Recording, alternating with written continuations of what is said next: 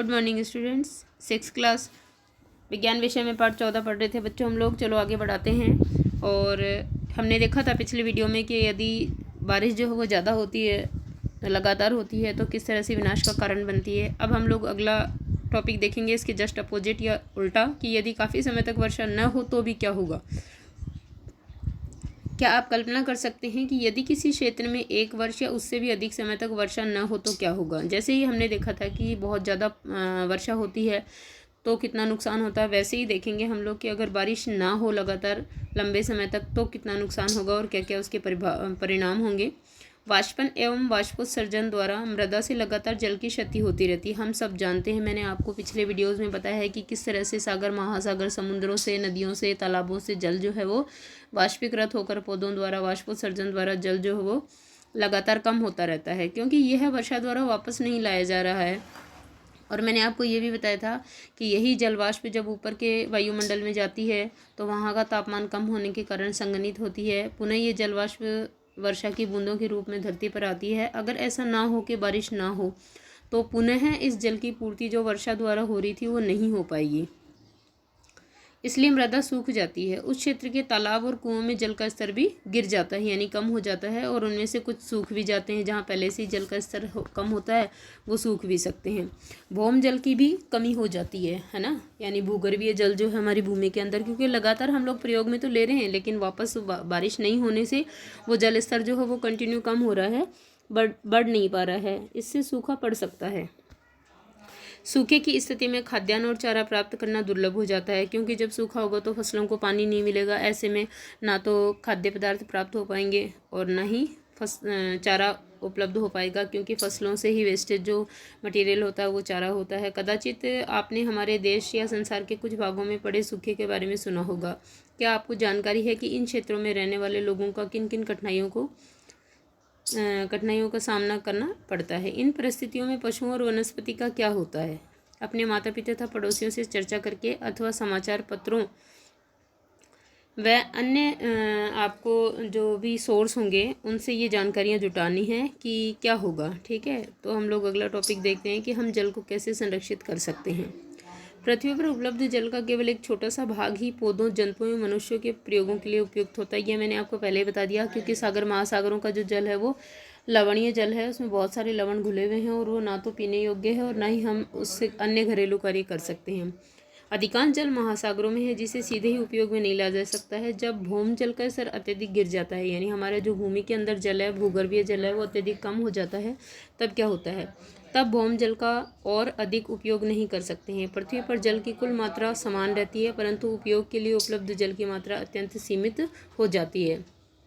पृथ्वी पर जल की मात्रा उतनी रहेगी, लेकिन हमारे पीने योग्य जो जल है ना वो कम हो जाएगा। ठीक है, सीमित और अति उपयोग के कारण घटती जा रही है। ठीक है, जल की मांग प्रतिदिन बढ़ रही है। जनसंख्या वृद्धि के कारण जनसंख्या वृद्धि के साथ साथ जल का उपयोग करने वाले लोगों की संख्या भी बढ़ रही है। बहुत से नगरों में जल भरने के लिए लंबी कतारों का दिखना एक साधारण दृश्य है। देखिए, जब पीने के लिए जल की आवश्यकता है तो जहाँ कहीं उपलब्ध होता है वहीं पर लोग जाते हैं, और इस तरह से पीने के लिए जल के लिए जो है वो लंबी कतारें भी कई बार देखी गई हैं।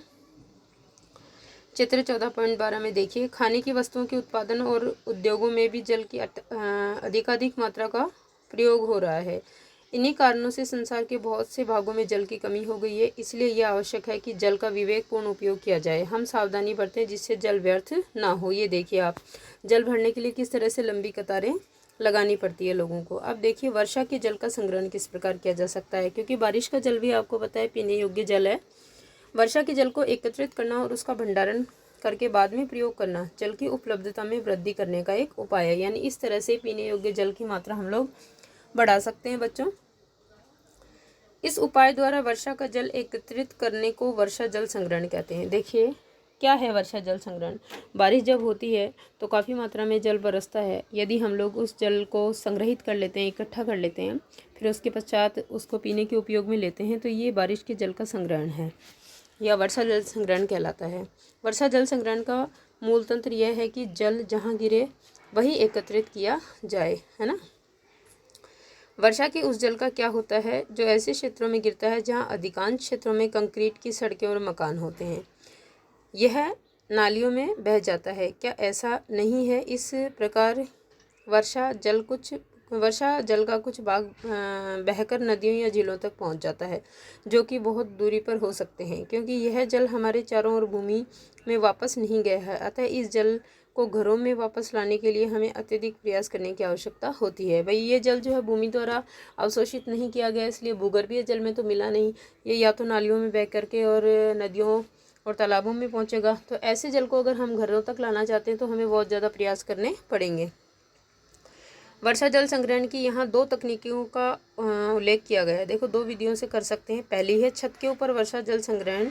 इस प्रणाली में भवनों की छत पर एकत्रित वर्षा के जल को भंडारण टैंक में पाइपों द्वारा पहुंचाया जाता है। वाटर हार्वेस्टिंग सिस्टम लगाया जाता है छत पर, और छत के ऊपर जो भी बारिश का पानी आएगा उसको पाइपों के द्वारा वाटर टैंक में पहुँचाया जाता है। जल में छत पर उपस्थित मिट्टी के कण हो सकते हैं। देखिए अगर छत आपकी साफ़ नहीं होगी, कूड़ा करकट होगा, तो ये भी पानी में आएगा वर्षा के जल में। इसीलिए आपको हमेशा छतों को साफ़ रखना चाहिए इससे बचने के लिए। फिर भी अगर मिट्टी होती है छत के ऊपर तो ये मिट्टी पानी में आ सकती है, जिन्हें उपयोग करने से पहले निस्यंदित यानी छान लिया जाता है। ठीक है, अगर छान लेंगे तो इससे जो भी अपशिष्ट हैं वो अलग हो जाएंगे। इस जल को भंडारण टैंक में एकत्रित करने के स्थान पर सीधे ही पाइपों द्वारा जमीन में बने किसी गड्ढे तक ले जाया जा सकता है, जहां से यह मिट्टी में रिसाव द्वारा भूमजल की पुनः पूर्ति करेगा। या तो इसको भंडारण टैंक में आप यूज़ कर सकते हो, या फिर किसी मिट्टी में बने ऐसे गड्ढे में भी इसको लाकर छोड़ सकते हो, जहाँ से ये धीरे धीरे रिस कर पुनः भूगर्भीय जल में मिल जाए। और एक दूसरा विकल्प यह है कि सड़क के किनारे बनी नालियों द्वारा एकत्रित वर्षा का जल भूमि में सीधे पहुंचा दिया जाए या पहुंचने दिया जाए। अब बच्चों यहाँ ये आपका पाठ समाप्त हो गया जल, और कल हम लोग इसके प्रश्न उत्तर देखेंगे। यहाँ से आपको जो है वो वर्षा के जल भंडारण, वर्षा का जो है वो वर्षा जल भंडारण किसे कहते हैं और उसको भंडारित करने की जो विधियाँ हैं वो आज होमवर्क में करनी है। Okay students.